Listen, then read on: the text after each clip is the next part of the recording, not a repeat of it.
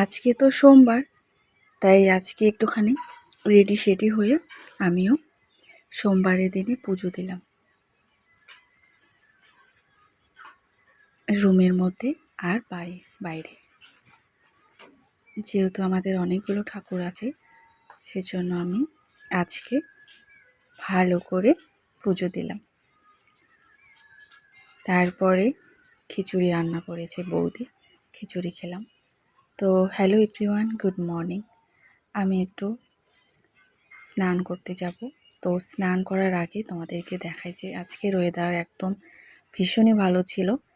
তো হালকা হালকা রৌদ্র। আমি চলে গেলাম আমাদের বাড়ির সামনের দিকে যে বেলের গাছ আছে সেদিকে। যেহেতু সোমবার আর বেলের পাতা না হলে কিন্তু পুজো আনকমপ্লিট হবে, সেজন্য আমি চলে যাব বেলের পাতা আনতে। আর আজকের ওয়েদারটাও ভীষণ ভালো ছিল, কোনো মেঘ নাই। তো এই দিকে হলো আমাদের বাড়ির সামনে, এটা হলো পুকুর।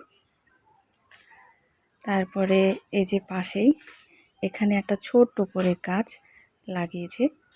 এই যে দেখো, একটা ছোট গাছের মধ্যে এতগুলো বেলের পাতা যে হয়েছে, এত সুন্দর সুন্দর।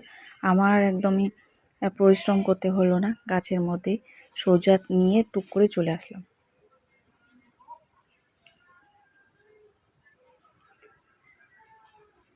মানে ভাবতে অবাক লাগে যে এত ছোট গাছের মধ্যে এতগুলো বেলের পাতা হয়েছে।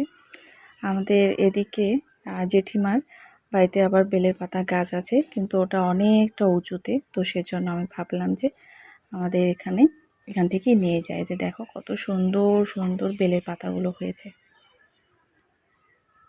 তাই আমি অনেকগুলো এক গাদা একদম বেলের পাতা নিয়ে চললাম বাড়ির দিকে আবার। এই যে দেখো কত সুন্দর। এটা হলো আমাদের বাড়ির এলাকা। ঝটপট করে আমি চলে আসলাম বেলের পাতা নিয়ে।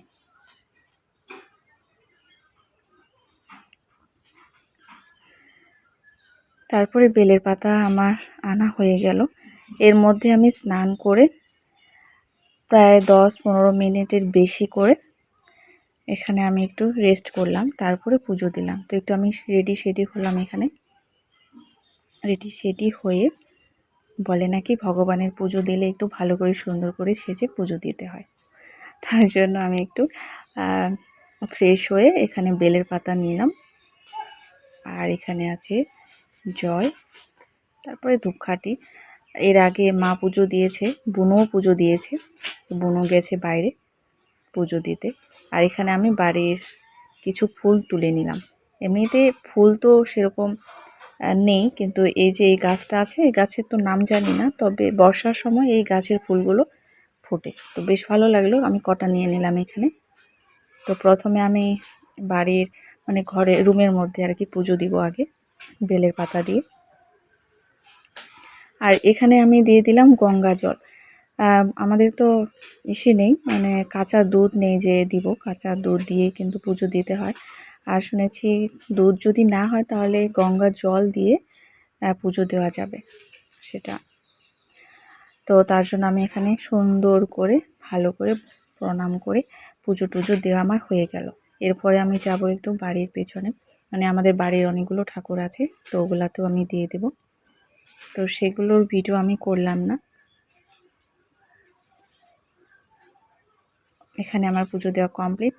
তারপরে রেডি সেডি হয়ে আমি একটা নিয়ে নিলাম প্লেট। এখানে বৌদি সুন্দর করে খিচুড়ি বানিয়েছে। বৌদির হাতের খিচুড়ি যে এত মজা লাগে মানে বলার বাহিরে। আগে তো আমি খিচুড়ি বানাতাম, বাট এখন আমাকে ভালো লাগে না আমার নিজের বানানো খিচুড়ি। তাই আজকে সুন্দর করে বৌদি বানিয়েছে, কারণ দাদারও ভীষণ প্রিয় খিচুড়ি, আর আমার তো একদমই প্রিয়। তবে যদি আমার ভালো লাগে খেতে তাহলেই কিন্তু, মানে যদি টেস্টি হয় তাহলে আমি খিচুড়ি খাবো অনেকটা। তো আমি এখানে অনেকটা ভর্তি করে থালা নিয়ে নিয়েছি খিচুড়ি খাওয়ার জন্য। সকাল সকাল পুজো করে খিচুড়ি খাওয়ার মজাটাই অন্যরকম। তো আজকের ভিডিওটা এখানেই বন্ধুরা, আবার দেখা হবে তোমাদের সাথে। ওকে, টাটা।